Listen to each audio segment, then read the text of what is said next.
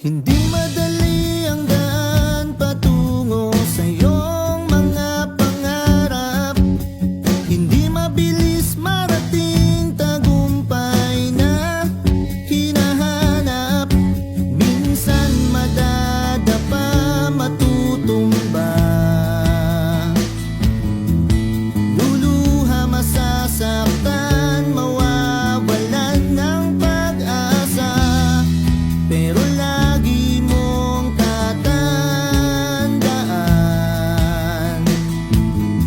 ang lahat ng bagay ay pinaghihirapan. Kaya